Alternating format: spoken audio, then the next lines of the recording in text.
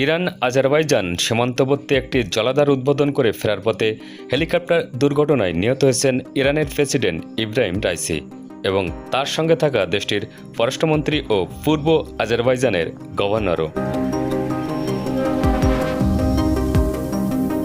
20 মে সোমবার তাদের নিহত হওয়ার বিষয়টি নিশ্চিত করা হয়। এর আগে রবিবার হেলিকপ্টার দুর্ঘটনায় নিখোঁজ হয়েছিলেন তারা।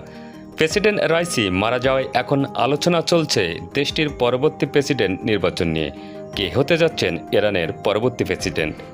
ইরানের সংবিধানের 131 নম্বর ধারায় বলা হয়েছে, মৃত্যু, বরখাস্ত, পদত্যাগ কিংবা অসুস্থতা বা অন্য কোনো কারণে প্রেসিডেন্ট 2 মাসের বেশি অনুপস্থিত থাকলে অথবা প্রেসিডেন্টের মেয়াদ শেষ হয়ে যাওয়ার পর কোনো কারণে নতুন প্রেসিডেন্ট নির্বাচনে দেরি হলে সর্বোচ্চ নেতার অনুমোদন ক্রম প্রথম ভাইস প্রেসিডেন্ট তাৎক্ষণিকভাবে প্রেসিডেন্টের দায়িত্ব গ্রহণ করবেন।